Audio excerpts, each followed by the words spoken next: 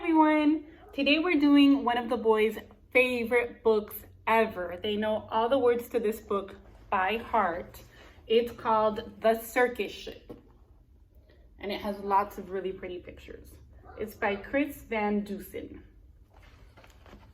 He's the author and the illustrator, which means he wrote the words and he drew the pictures, which is really cool.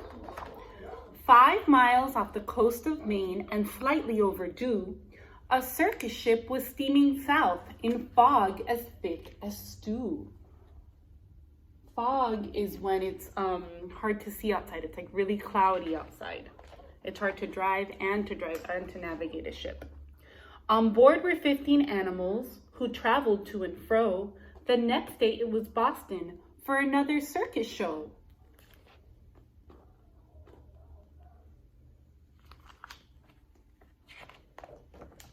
The captain, Mr. Carrington, was honest and sincere. He thought that they should drop the hook and wait for things to clear.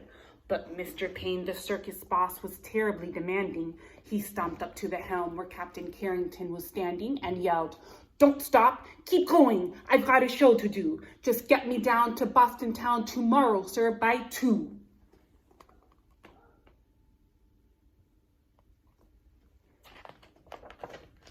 Then came a crash and an awful bang. Things flew into the air.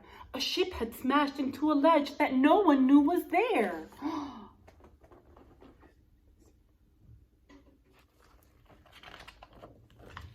The shattered ship began to tip, then sank without a sound.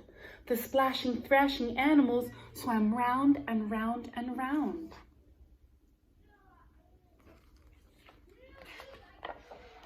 The captain said to Mr. Payne, "Pray tell, what shall we do? We just can't leave them here to drown. We've got to save them too." "The animals?" yelled Mr. Payne. "Why, sir, what are you, daft? It's me that you should rescue. Now pull me up into the raft. Ferry me to safety, sir, before I die of cold. Don't question me," barked Mr. Payne. "Just do as you are told." Mr. Payne is not a nice man. Through chilly water, all night long, the animals swam on until they reached an island beach just before the dawn. They pulled themselves up on the shore, bedraggled, cold, and beat, then staggered to the village on weary, wobbly feet. They were so tired from swimming all night long. The people in the neighborhood had just begun to rise, and when they saw those animals, they had to rub their eyes. They thought they saw an elephant. But wait, how could that be? And what's that little monkey doing in the cherry tree?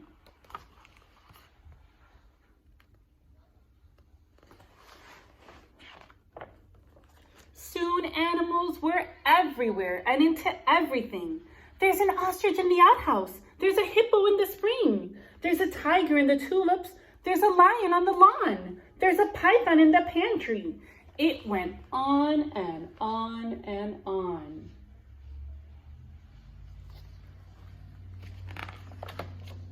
Mr. Hood was stacking wood and nearly jumped a mile when he saw an alligator sleeping on his pile.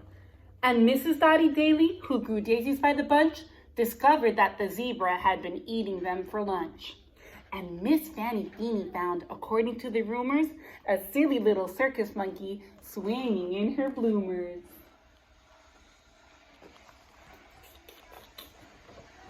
But everything changed quickly like the turning of the tide, the night the Abbott's shed caught fire with Emma Rose inside. From high above the Abbott's farm, the tiger saw the shed. The sight of smoke and fire triggered something in his head. He jumped through flames 1,000 times back in his circus days. So he ran past all the people and he leapt into the blaze. What a brave tiger. Then everybody panicked. "Help, help, what can we do?" When from the raging fire, something big burst into view. It was the most amazing sight, and everybody froze. The night they saw the tiger saving little Emma Rose.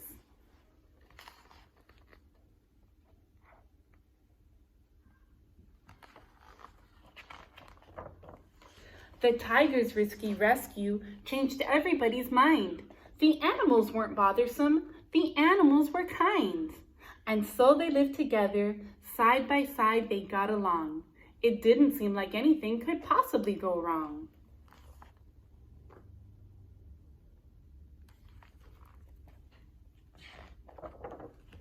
Then Little Red the messenger came running with the word. Apparently a circus ship had sunk from what he heard. The animals are from that boat. They swam in from the bay. The greedy owner wants them back. He'll be here any day. So the people called a meeting and they quickly hatched a plan. No animal that came ashore would sail off with that man.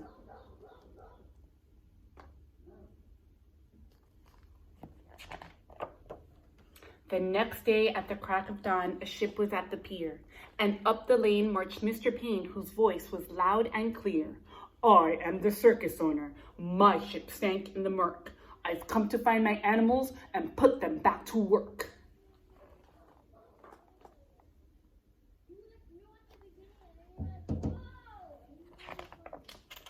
He hiked until he came into the center of the town. His face was red. He scratched his head. He stood there with a frown. Mr. Payne looked high and low, but still he couldn't see the 15 circus animals of his menagerie. If you look really hard at this picture, I bet we can find all 15 animals. Let's count together, but you have to have your looking eyes on. Ready? 1, 2, 3, 4, 5, 6, 7, 8, 9, 10, 11, 12, 13, 14, and this one right here is 15. They were all hiding, but Mr. Payne couldn't find them. They were camouflaging. He ran around the alleyways. He searched the village square. He even checked his chicken coop. His animals weren't there. Mr. Payne was tuckered out. His heavy chest was heaving. Then Little Red stepped up and said, I think your boat is leaving.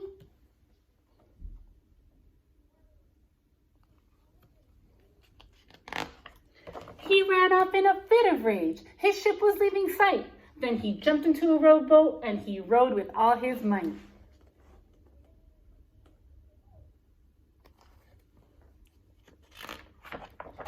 And from that day, they like to say their lives were free of pain.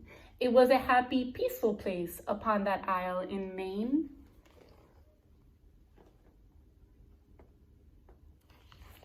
The end. Bye.